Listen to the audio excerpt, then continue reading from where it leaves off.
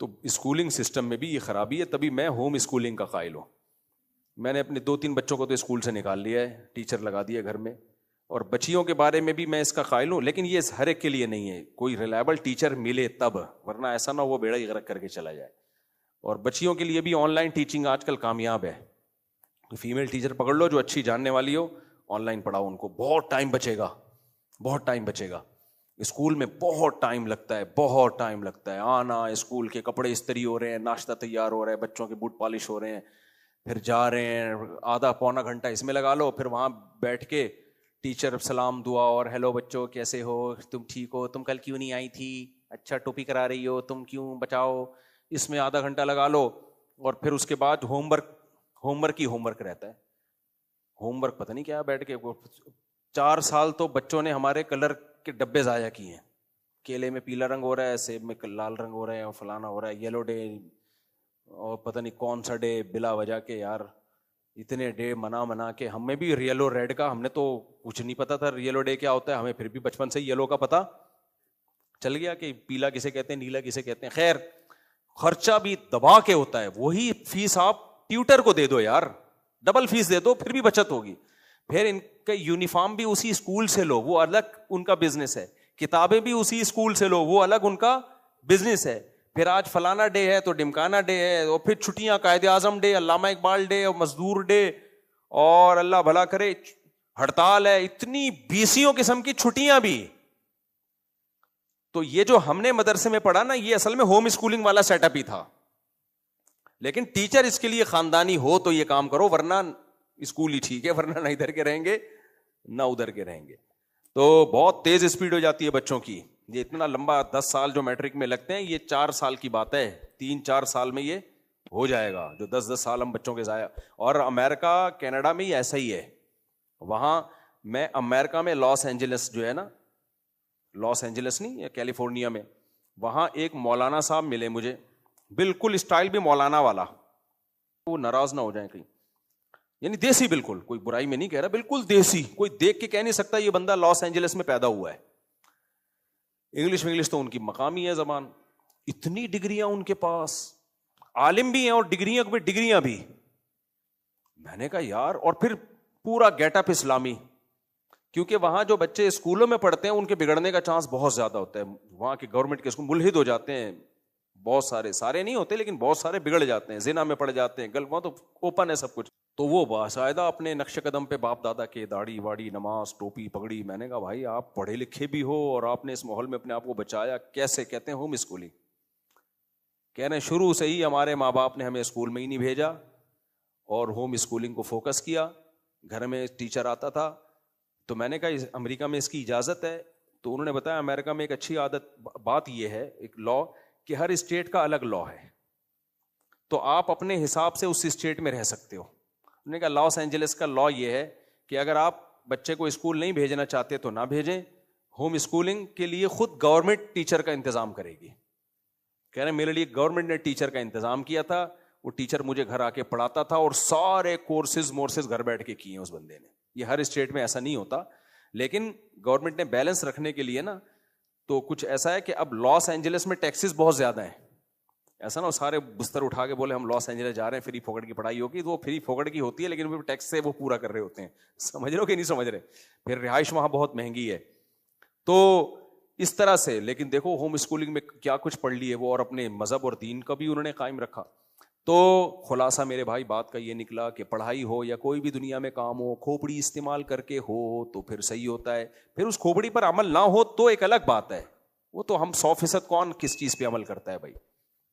Planning تو ہونا, پھر اس پلاننگ میں 10 چیزیں گڑبڑ بھی ہوتی ہیں. اس کی ایک مثال دے کے بس میں اپنے اصل آج کے جو بیان پہ آتا ہوں.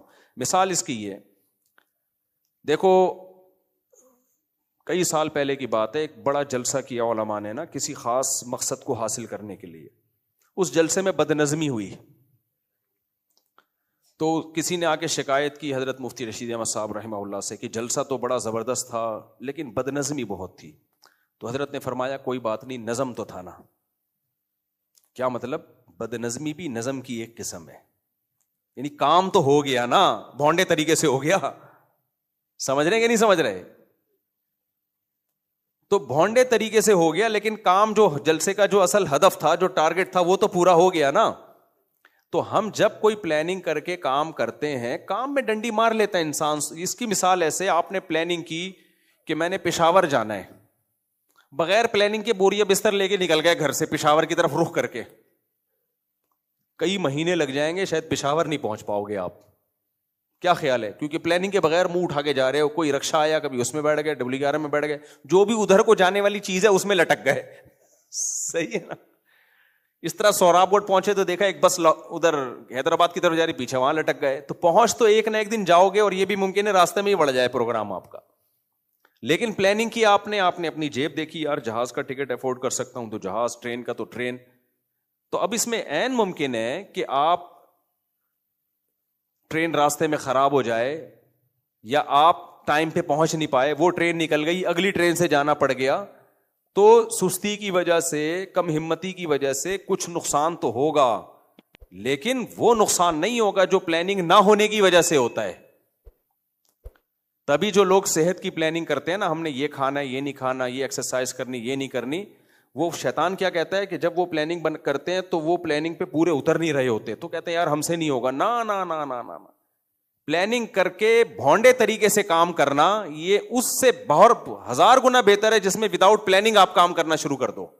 یہ اس سے 1000 گنا بہتر ہے, کیونکہ اس میں تو آپ کو پتہ ہی نہیں ہوگا کہ یہ طریقہ ٹھیک بھی ہے کہ نہیں ہے, بہت زیادہ نقصان ہو سکتا ہے آپ کو. تو اس لیے ہمیشہ جو ہے نا, پڑھائی کے معاملے میں خاص طور پر اس چیز کا بڑا خیال رکھنا ضروری ہے. آج کل بہت صلاحیتیں برباد ہو رہی. پاکستان میں جو کھوپڑیاں پائی جاتی ہیں, یہ انگریزوں کے پاس یہ کھوپڑیاں نہیں ہیں. میم سے پتہ چلتا ہے جو کھوپڑی اللہ نے ہم لوگوں کو دی ہے. ابھی دیکھو کل ایک بڑی زبردست عاملوں کے بارے میں میم آئی ہے, بہت زبردست, مزہ آیا. ایک بندہ عامل کے, اور یہ آپ لوگ بھی کیا کرو, کسی اور کا بنیان عامل کے پاس لے جایا کرو. یہ کیا ہے لوگوں نے یہ کیا کہ ہمارے حضرت نے فرمایا دیکھنا کسی اور کا لے جاؤ بنیان, نا سونگھا دو. وہ سونگ کے کہتے اس پہ تو اتنے جن ہیں. انہوں نے کہا حضرت اس پہ تو کچھ بھی نہیں ہے, بیمار تو یہ ہے, بنیان تو میں نے کسی اور. یہ عاملوں سے تجربہ کرو, یہ ایسے ہی ہوگا. ہاں کوئی یہ میرے اس بیان کے بعد ہوشیار ہو جائے تو ایک الگ بات ہے. تو وہ میم کسی نے بنائی بڑی زبردست کہ عامل کے پاس ایک لڑکا آیا کہ بھائی میں بہت پریشان رہتا ہوں, یہ ٹینشن ہے. اس نے کہا اپنے گھر کی مٹی لے کر آ. مٹی لے کر آ گیا. یہ عامل نے مٹی کو سونگا اور بولا بھائی تیرے تو مسئلہ, تو پڑوسیوں کا ہے, تو اپنے ابا کا ہے ہی نہیں, مٹی بتا رہی ہے. اور وہ بھی پڑوسیوں کا ہے, فلانے کا بھی نسب ٹھیک نہیں ہے. اور جس گھر کی تو آیا ہے نا, اس مٹی لایا ہے, تو یہ تو تیری اماں نے تو خیانت کی ہے, تو ادھر کا ہے ہی نہیں. وہ بچہ, وہ لڑکا ہنس رہا ہے. عامل نے کہا ہنس کیوں رہا ہے؟ کہہ رہا ہے میں تیرے گھر سے مٹی لے کر آیا ہوں. یہ مٹی میں اپنے گھر سے لایا ہی نہیں ہوں, یہ تو میں تیرے گھر سے لایا. عامل بے ہوش ہو گیا. لیکن یہ بڑے بے غیرت ہوتے ہیں, بے ہوش بھی نہیں ہوتے, یہ فوراً بات کو بدل لیتے ہیں. تو ان عاملوں کا یہی ہے, دوسروں کے بنیان سنگھایا کرو, ان کو بنیان سنگھایا کرو دوسروں کے جا کے. تو دیکھو یہ کیا کہتے ہیں پھر. خیر, تو ہم اب بیان کی طرف آتے ہیں. بیچ میں یہ ذرا بات لمبی ہو گئی, لیکن یہ زندگی گزارنے کے کچھ انتہائی اہم اصول ہیں. اصول پتہ ہو انسان کو, بے شک اس پہ عمل نہ ہو. عمل نہ ہونا عملی کوتاہی ہے, وہ صحیح ہو سکتی ہے, لیکن علمی کوتاہیاں انسان کو بہت زیادہ نقصان پہنچاتی ہیں. نظریاتی کوتاہیاں, تبھی اسلام میں عقیدے کی ویلیو عمل سے زیادہ ہے. کانسیپٹ ٹھیک ہونا چاہیے آپ کا, عمل تو پھر ایک الگ چیز ہے. کافر جہنم میں جائے گا ہمیشہ کے لیے, مسلمان پٹ پٹا کے نکل آئے گا, اس لیے کہ کانسیپٹ ٹھیک تھے اس کے.